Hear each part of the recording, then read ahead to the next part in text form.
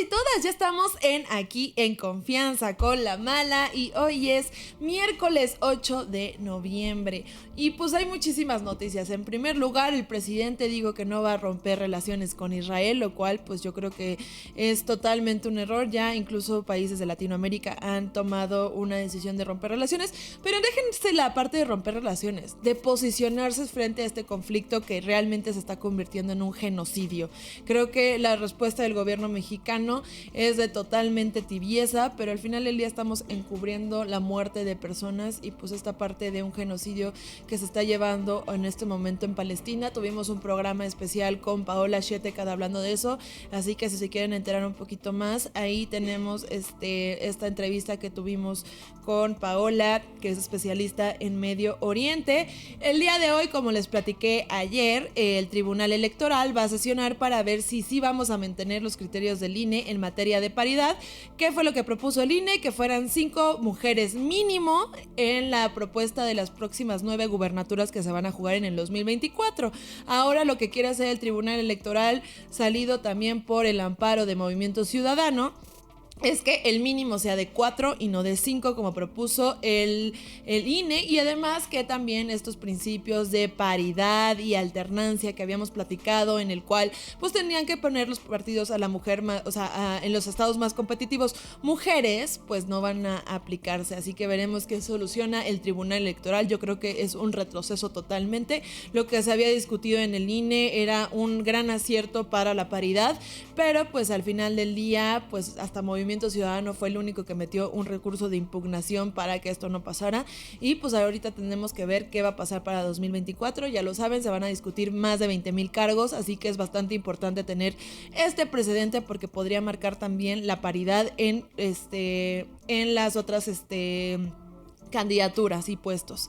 Y pues finalmente sí quería tomarme un momentito rapidísimo para hablar de Arturo Saldívar. El día de ayer subió una carta a Twitter diciendo que le presentaba su renuncia al presidente de la República, y posteriormente subió una foto con Claudia Sheinbaum diciendo que él iba a trabajar con ella para la transformación de México.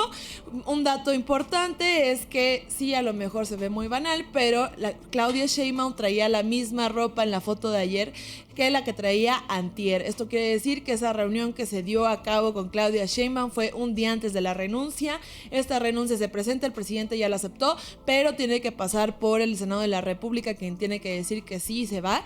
Y aquí el tema importante es que Saldívar tiene que renunciar por una falta grave. No hay manera de que un ministro renuncie nada más porque se quiere ir a candidatear a quién sabe dónde, sino que tiene que haber una falta grave. Y creo que irse a transformar México no es una falta grave por la cual él pudiera tener que pedir licencia, y eso ahí empezamos con el primer problema constitucional. Sin embargo, en la mañana estaba leyendo a Miguel Alfonso Mesa, que le estaba comentando que pues la renuncia también es violatoria de la Constitución, sobre todo porque está todavía en facultades como ministro de la Suprema Corte, cosa que también ayer la ministra Piña por parte de la Suprema Corte le recalcó, porque sacaron un comunicado diciendo que hasta que el señor no haya sido aceptada su renuncia en el Senado de la República, pues él sigue siendo ministro. Bueno, pues el estar diciendo que va a hacer campaña pone en riesgo pues la independencia del Poder Judicial, lo cual es violatorio de la Constitución. Y esto está muy interesante porque pues en el artículo 98 constitucional dice que la irrenunciabilidad del cargo es una garantía de la independencia judicial. Busca asegurar que los ministros no renuncien por presiones políticas ni intereses electorales. Entonces, ahorita al hacer esto, Saldívar está poniendo en riesgo la independencia judicial, lo cual podría llevar a algo que está también muy interesante, porque según la ley orgánica del Poder Judicial, el hacer esto podría incapacitarlo para participar en la administración pública, teniendo una sanción. Así que Arturo Saldívar habría renunciado para nada, porque tendría que quedarse inhabilitado. Y yo creo que más allá, si vamos a ver si se va al gabinete, si le prometieron la Secretaría de Gobernación, hay que ver qué es lo que está pasando con la renuncia, cómo afecta al Poder Judicial, y pues la parte de nombrar una terna, que dijo el presidente que será de mujeres, pero pues ya también tenemos claro que el hecho de que haya una mujer ministra no significa que va a velar por los derechos de las mujeres o que tenga una agenda prioritaria en materia de género o en ética, ¿no, Yasmín Esquivel? Quédate con nosotros aquí en Confianza con la Mala.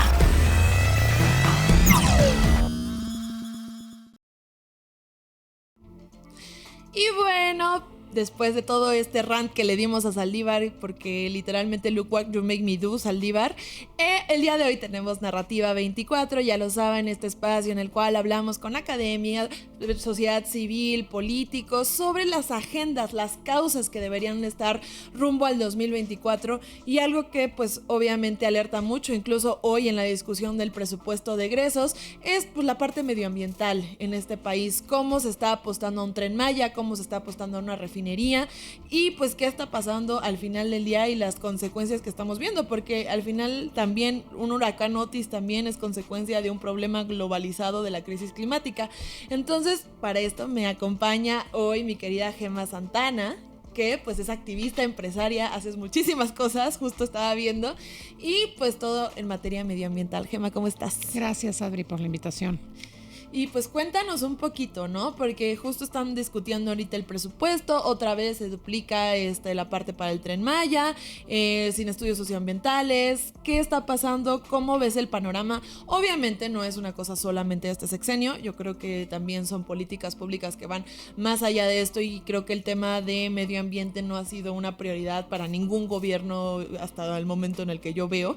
Pero cuéntanos hoy, México 2023, ¿en qué posición está? ¿En qué posición está? Como lo acabas de decir, Adriana, la verdad es que el país no ha tenido como prioridad el tema ambiental. En las últimas décadas no se ha subido significativamente su presupuesto a los temas de conservación, a los temas justamente de limpieza y saneamiento de ríos, de cuencas, a la protección de ecosistemas terrestres, marinos, a la conservación de la biodiversidad, en fin. Hay algunos ejemplos que te voy a dar. Pero es que esto no se ha priorizado porque seguimos como población, como mexicanas y mexicanos, sin vincular el tema ambiental con un impacto en nuestra salud, en nuestra seguridad y en nuestra economía familiar. O sea, la base tiene que ser medio ambiente. ¿Cómo estamos en estos momentos? En una situación súper crítica. Porque no nada más vamos a hablar del presupuesto, sino lo que ha pasado en estos 5 años y con este sexenio. Ok. ¿No? Entonces, de entrada, nada más por darte un dato súper fuerte, es que las áreas naturales protegidas de este país, que son 180, de tener 97 pesos por hectárea de presupuesto, esta administración en los primeros 2 años le quitaron, lo dejaron a 9 pesos por hectárea. 97.9. De 97.9, entonces es imposible poner vigilancia, es imposible conservar las áreas naturales, entonces llega... ahora sí que las personas que talan de manera clandestina, el crimen organizado, y entonces pues esas zonas se están acabando. Es el mayor sexenio, es decir, la mayor deforestación en este sexenio en toda la historia del país. Y que también tiene que ver con los incendios, ¿no? No nada más con el factor humano, ¿no? Pero también por lo que a mí me tocó trabajar en la legislatura pasada, que fueron los primeros recortes, más allá del Fonden, que ya saben que todo el mundo lo saca luego sin entender también a qué va el Fonden. Exacto. Era también este recorte a la prevención, por ejemplo, de incendios, ¿no? Y mucho hemos tenido en los últimos años, bastante, y que también viene por el calor y por la falta de protección, ¿no, Gemma? Uh-huh. O sea, no es nada más como que digamos, es que son malos las personas que están queriendo atentar contra el medio ambiente y el presidente, sino que es como toda una política pública que está quedando desmantelada. Sí, y es que los incendios, como algunos pueden ser provocados, como el caso de Jalisco, porque ahí obviamente agarras terreno y el uso de suelo lo cambias y lo vuelves un uso de suelo para la industria inmobiliaria, para construir, para vivienda, etcétera. Entonces es el problema. Estamos priorizando un crecimiento rapaz de varias industrias y no estamos conservando los ecosistemas que son muy importantes para la calidad del aire. Ahora sí que sin agua, sin aire y sin alimentos sanos, puros, pues nos vamos a afectar como sociedad. Entonces, en este momento estamos viviendo la mayor deforestación de la historia del país, con más de un 150% de deforestación, ¿no? Que ha aumentado significativamente en estos 5 años por el programa de Sembrando Vida, que debería llamarse Talando Vida. ¿Por qué? Porque el incentivo de este programa, Adriana, y es muy importante que la audiencia lo escuche, es no nada más darles recursos a la gente para reforestar árboles frutables y maderables. Lo hacen en selvas y en zonas en donde el árbol frutal y el maderable, que ellos dicen, realmente no es el árbol que tiene que producir la tierra en donde están. Entonces, afectan la tierra, la erosionan y muchas veces la gran mayoría de las comunidades, como necesitan el dinero, van y talan la selva, talan el manglar, talan el árbol para entonces sembrar ahí los árboles que les está diciendo el gobierno. Entonces, el incentivo es perverso y está generando más tala. En vez de sembrar vida, están talando vida. Justo habíamos tenido un debate y nos había acompañado Toño Cárdenas y nos había dicho justo que el programa Sembrando Vida incluso había alertado a la comunidad internacional, que él lo había checado incluso en su maestría allá en Chevening en Londres. Pero al final del día yo quería preguntarte también, para que no sea nada más así de que maldito gobierno, ¿no? A ver, estos programas de reforestación como Sembrando Vida funcionarían si tuvieran otra perspectiva, si no nada más fuera como el árbol maderable. O sea, yo creo que también tenemos que partir de lo que hay, ¿no? O sea, yo soy muy institucional y creo que la política pública pues tampoco es como que se va a hacer por generación espontánea y todo está mal. Me gustaría ver también tú con tu experiencia, porque también empezaste en gobierno, ¿cómo es la parte de que podríamos haber trabajado estos programas? A ver, el incentivo. Yo hubiera, en vez de creado Sembrando Vida, hubiera dejado el programa de pago por servicios ambientales, que manejaba la CONAFOR y que ya realmente no existe, o sea, se le quitó más del 90% del presupuesto. Entonces, ese programa de pago por servicios ambientales era pagarle a las comunidades para conservar los árboles de 50 a 100 años. Pues en vez de... Es que el Sembrando Vida te da dinero para reforestar, pero la gente no tiene terreno para reforestar y está totalmente talando árboles de 50, de 100 años. El programa de pago por servicios ambientales que se tenía en la anterior administración y que se había mantenido en otras administraciones era una muy buena práctica que se debió conservar. Ok, por ejemplo eso. Y ahora sí, me quiero ir con los megaproyectos. No porque sean lo más importante, pero creo que también parte de los impuestos y parte brutal que se está yendo es hacia allá. Y lo platicábamos ahí con Juan Ortiz también, o sea, los números. Y pues sí llama mucho la atención, ¿no? Porque desde la construcción del Tren Maya, pues no había como una situación sostenible. Obviamente se decía que los jaguares estaban ahí en medio, que los corredores biológicos. Quisiera preguntarte a ti, más allá de todo esto, como el vamos a pegarle o no pegarle al presidente, ¿qué está pasando con el Tren Maya? Ahora, o sea, ¿qué hay? Es muy importante hablar que nadie le pega al presidente, ¿verdad? No, aquí estamos hablando y estamos exigiendo como ciudadanos que se apliquen las leyes, que se respete la Constitución y que se apliquen los presupuestos a los temas prioritarios para nuestra calidad de vida. Entonces, en realidad no se le pega al presidente. El tema es que uno saca una campaña para pedir que se escuche a los expertos, a los académicos, a las comunidades originarias de la Riviera Maya, y pues recibimos del otro lado en una mañanera durante bastantes meses pues que somos pseudoambientalistas. Sí. Entonces es realmente la narrativa la domina el presidente y la distorsiona, ¿no? Claro. Y nosotros nunca le hemos pegado al presidente, ni siquiera llegamos a decir que no estábamos de acuerdo con el tren, mal llamado Maya, porque no hubo realmente una encuesta. Se están violando todas las leyes ambientales, la ley de equilibrio ecológico, la de manejo forestal. Se debe haber sacado una sola manifestación de impacto ambiental por todos los 7 tramos y lo están sacando por tramo, pero además después de destruir. Y lo más delicado es que cuando tú me dices qué va a pasar, o sea, qué está pasando en el sector ambiental en el 2023, allá en la península, pues ya se están sepultando los ríos subterráneos y los cenotes por el tramo 5, 6 y 7. Entonces, el problema más allá de la selva que se puede regenerar en 30, 50 años, el problema, Adriana, es el tema del agua. Abajo está el acuífero más importante de todo el país y el tercero del mundo, el agua virgen. En plena crisis climática e hídrica, pues no nos podemos permitir estar sepultando cenotes y ríos subterráneos con una de las aguas más puras de todo el planeta. Totalmente, y esta parte de ver qué más allá del presupuesto, ¿no? Porque también yo lo pongo porque obviamente la gente quiere saber qué está pasando con esto, pero tú empezabas con algo que me parece muy interesante y es entender que el medio ambiente nos afecta a seguridad, salud, o sea, es transversal, o sea, es como la perspectiva de género, no es algo que esté en una bolita ahí de que, sí, los temas de género por ahí, ¿no? O sea, también los temas de medio ambiente nos afectan en el día a día y yo quiero saber justo qué han valorado ustedes que va a pasar después de lo del Tren Maya. Ahorita nos pones lo del cenote porque claramente va a haber, o sea, una disminución del agua, pero ¿qué puede haber de afectaciones en el día a día, la vida cotidiana de todos, a partir de una destrucción como la que se está llevando con el Tren Maya? Bueno, Voy a hacer una paréntesis rapidísimo con relación al tren. Tú mencionabas que se había duplicado su presupuesto. En realidad, en estos 5 años se ha quintuplicado su presupuesto. No, y a la fecha no conocemos el proyecto ejecutivo. Y eso es muy delicado. ¿Qué pedimos para el 2024? Que se respete la ley ambiental. Así de sencillo. Que se respete lo que ya se construyó en el Senado, en la Cámara de Diputados, sobre la Ley de Equilibrio Ecológico y Manejo Forestal. ¿Qué va a pasar en nuestro día a día? Pues la península de Yucatán en menos de 8 años, dicho por el Consejo de Agua de la península, se van a quedar sin agua, van a entrar en una crisis hídrica sin precedentes, porque ahí no hay drenaje. El agua depende de abajo, de los ríos subterráneos, y de los cenotes. Claro. Entonces, ¿qué va a pasar? Pues la gente va a empezar, y los negocios y el turismo, que es uno de los principales ingresos para el país, pues van a empezar a tener una crisis sin precedentes. Escasez de agua. Yo creo que no nos imaginamos, el tema de Nuevo León se queda muy corto con el tema del agua a comparación de Quintana Roo, de Yucatán y de Campeche.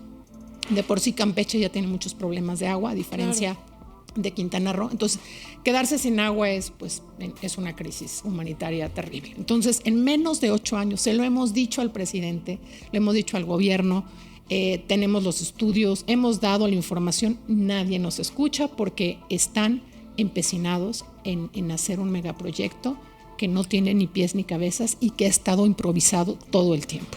¿Y hay forma de revertir algo? O sea, por ejemplo, si hoy el presidente o la presidenta que venga, o el presidente, que esperemos que sea mujer, claramente, sea del partido que sea, si hoy llegara aquí contigo, Gemma, y te dijera, a ver, ¿qué hacemos con el Tren Maya para revertir, al menos como tenemos hasta ahorita el desmadre? Terminen hasta el tramo 4, hagan nuevamente las consultas a las comunidades, hagan nuevamente los estudios, aunque ya no avancen tramos 5 ni 6 y 7 porque decidieron irse selva adentro, entrando a Calakmul, a la Reserva de la Biosfera, una de las más importantes del planeta.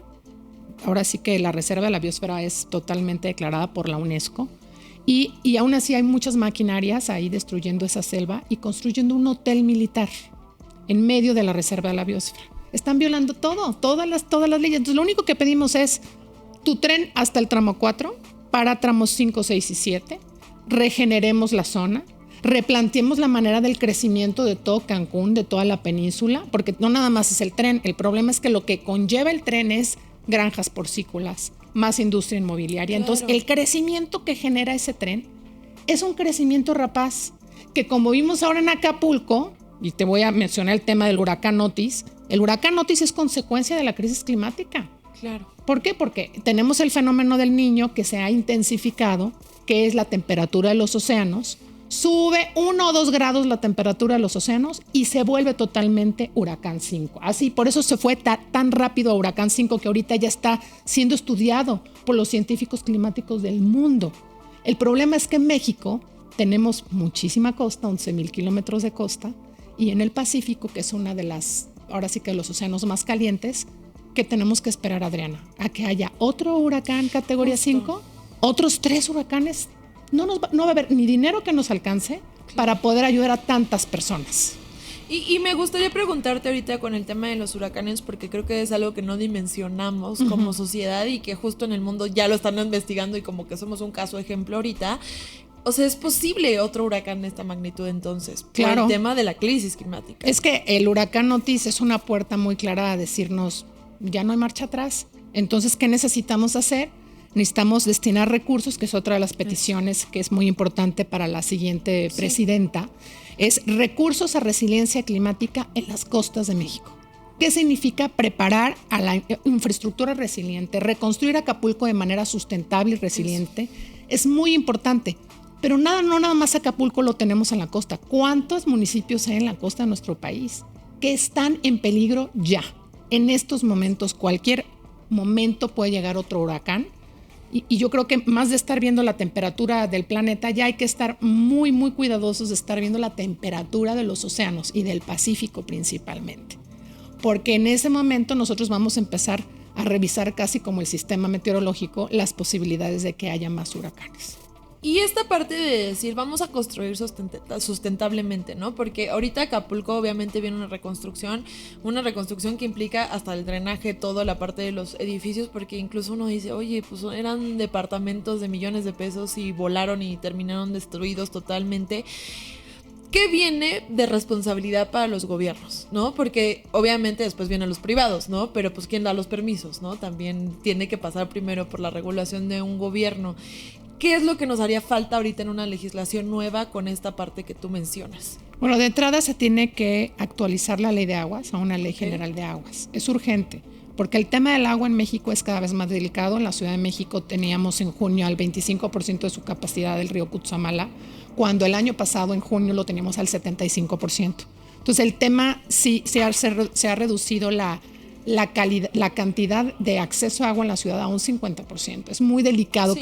Creo que no lo dimensionamos hasta que nos empieza a afectar. Y bueno, en Azcapotzalco, ya tienen problemas, en Iztapalapa también. Claro. En Tula Hidalgo una vez a la semana tienen agua, nada más. O sea, el problema de agua es real.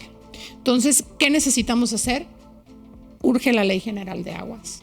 Urge totalmente declarar áreas de valor ambiental, más ABAS en la Ciudad de México y en otras ciudades en el país. Las áreas de valor ambiental es ya no tocar en las ciudades zonas verdes, que son esas esponjitas que limpian el aire y que también captan el agua. O sea, los árboles y las zonas de áreas verdes son máquinas de oxígeno, de agua y hasta de alimentos, porque mantienen realmente vitaminada la tierra. Justo hoy en la mañana estaba viendo a Laura Ballesteros, que estaba denunciando aquí en la Colonia del Valle la tala de un árbol que está inmenso, hermoso, que se llama Eugenio. Sí. Y que justo es para otro de estos tipos inmobiliarios tipo Mítica, ¿no? Que otra vez quieren empezar a hacer estos desarrollos grandes y están talando porque sí. Y ahí ¿qué pasa con, por ejemplo, la legislación local? Porque también creo que hay como un poquito de disonancia, ¿no?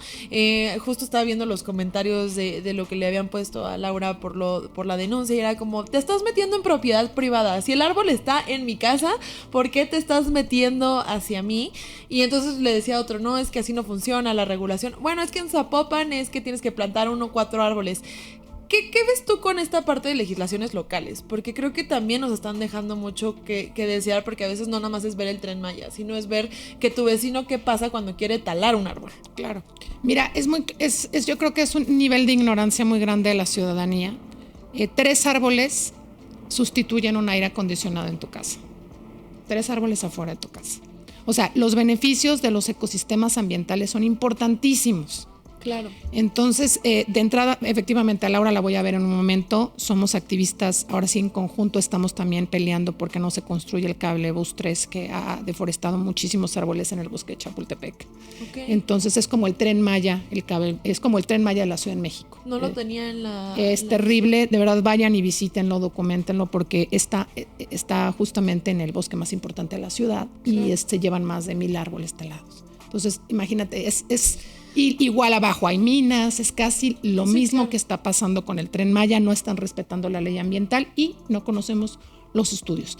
Pero con relación a este árbol que dices que está aquí en esta colonia, pues también, mira, la regulación está muy confusa, pero sin duda si tú le pones un precio, como al patrimonio, como a los monumentos, un precio como de 800,000 pesos o $1,000,000 por árbol, no los van a tumbar. Tienes que subirle el precio.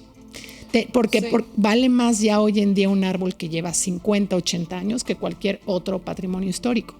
Porque el problema de la mala calidad del aire, y te voy a dar este dato que es terrible, antes de COVID, los niños de 0 a 2 años, más de 55,000 morían por las partículas suspendidas. Claro. Entonces, cuando tú me dices, regreso un poco a la pregunta que me hacías, ¿qué vamos a hacer al 2024?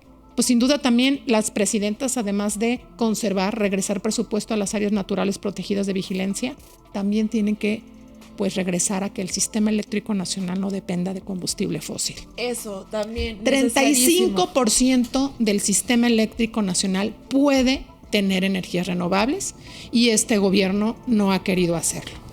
Aquí quiero que desmitifiquemos. A ver, pasó esta reforma en el 2012, la reforma energética, se trató de apostar por la inversión, al menos privada también, a energías renovables.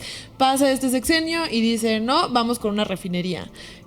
Realmente es una buena apuesta, obviamente en términos climáticos, ¿no? Pero ¿tú cómo harías un breve diagnóstico de lo que es, por ejemplo, Dos Bocas? Bueno, mira, Dos Bocas, el breve diagnóstico te lo voy a mandar en un video de YouTube que me sacaron cuando yo era directora de la Agenda 2030 para el Desarrollo Sostenible en Presidencia de la República. Yo trabajé con Andrés Manuel y le renuncié en 2021. Pero en 2019 me invitaron a un panel de la Alianza por el Pacífico en Camino Real y habían 1,000 jóvenes de Ecuador, Perú, México y Chile.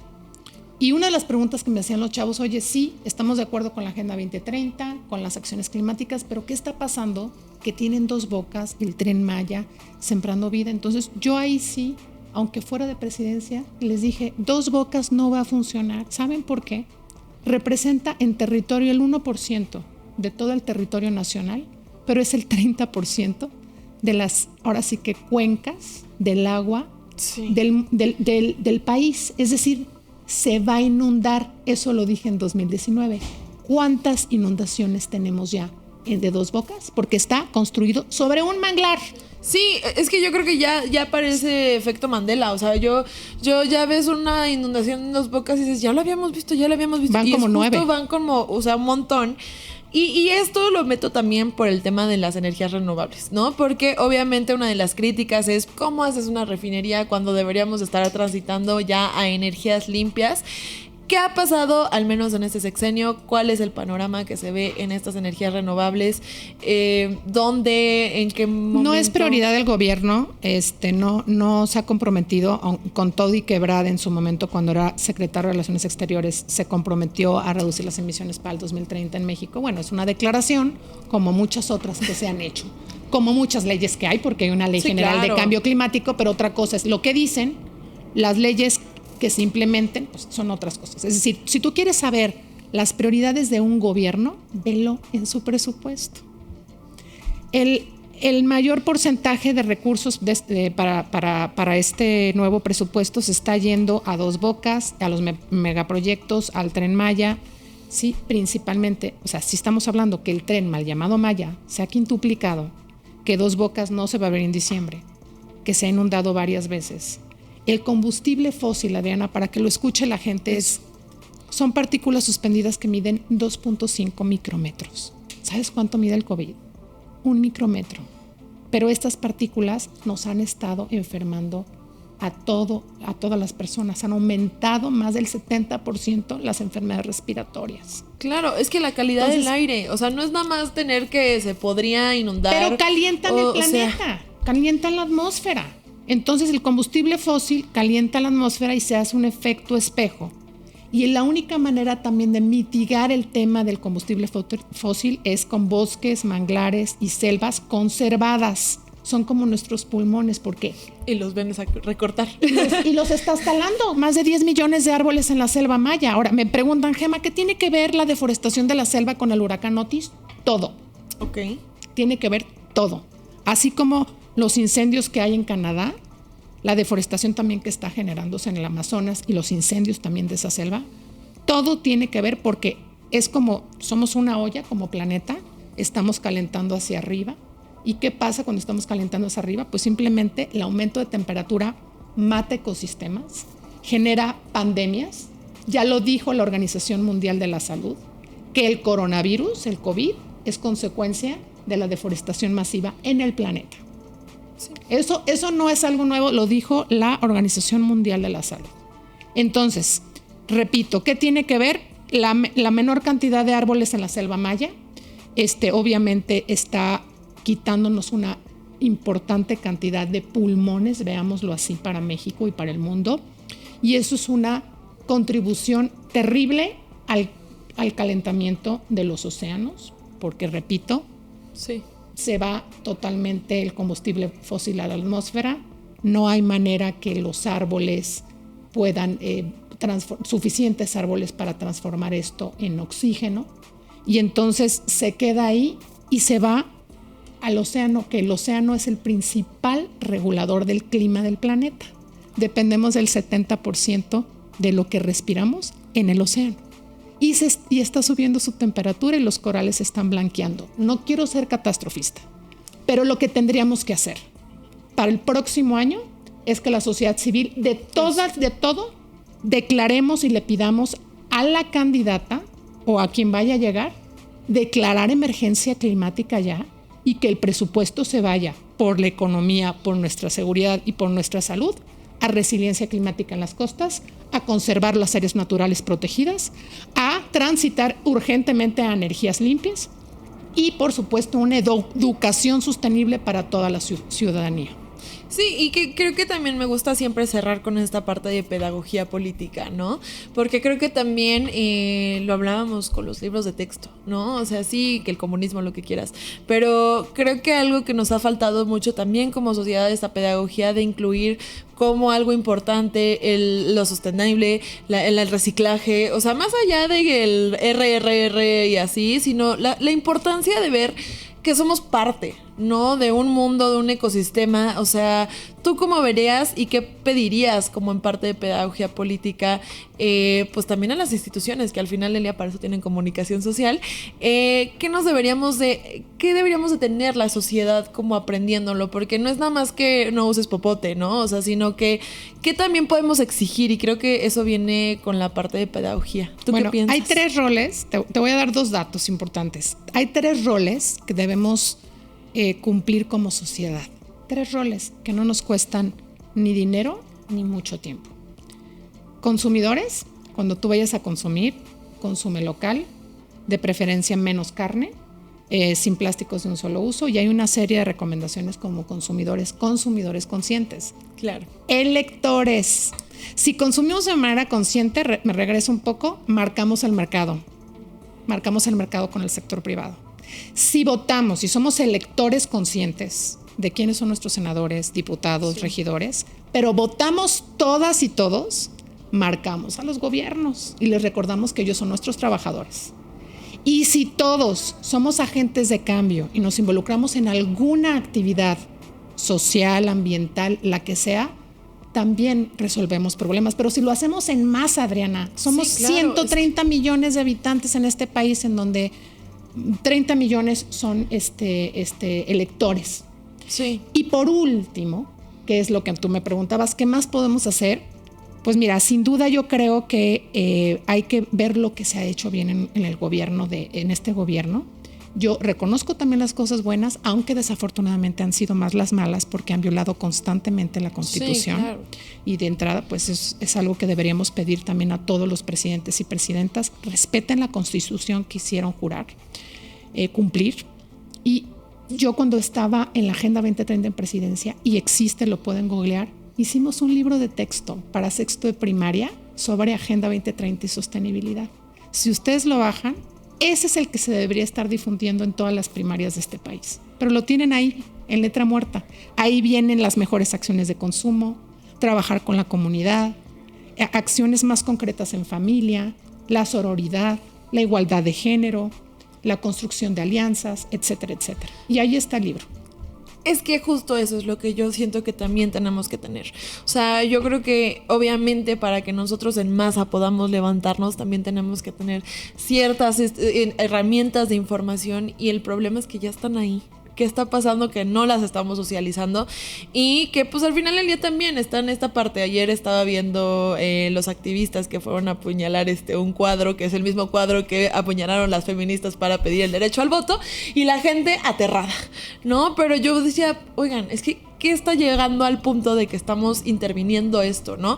Y creo que la crisis climática ya no es un tema de, ay, lo vi en la película y ahí están los loquitos, o están los yogis, o están los hippies. No, o sea, es un tema que ya no se debería involucrar a todos y todas en cualquier acción, y lo insisto, es como la perspectiva de género, tenemos que tenerla consciente en todos lados, tenemos que tener la parte de sustentabilidad y sostenibilidad presente todo el tiempo, y en cualquier cosa que hagamos, impacto ambiental, ¿no? O sea, no es nada más como, bueno, eso cuando le toca al Tren Maya, ¿no? Sino en cualquier cosa que estemos haciendo.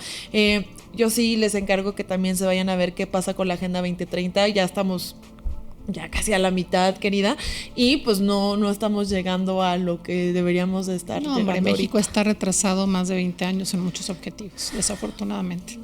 Dicen que 35 años, entonces hay que ver ahí qué tenemos que hacer, y yo creo que cuando tenemos que hacer, ¿qué tenemos que hacer ahora que viene un nuevo gobierno, ¿no? Y rescatar lo que está bien, lo que tú dices, ¿no? Siento que todos los gobiernos de cierta forma pueden tener política pública buena y hay que ver cuál rescatamos y cuál transformamos. Claro.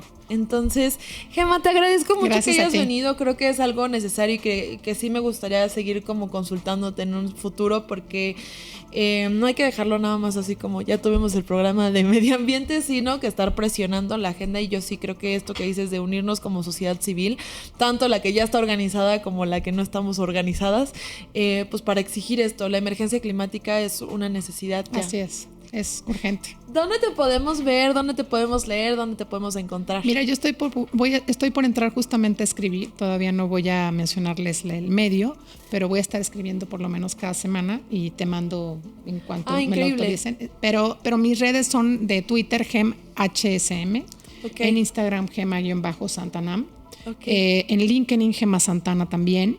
Entonces, bueno, tenemos una firma también, además de mi activismo, okay. Que ayudamos al sector privado a que sus cadenas de valor cambien hacia modelos más sostenibles y resilientes. Evitamos y más bien no somos parte de ninguna campaña de greenwashing. Somos súper rudos en analizar detalle por detalle cuál es el consumo, la producción de las empresas y les damos también opciones para que reduzcan sus riesgos climáticos, Adriana.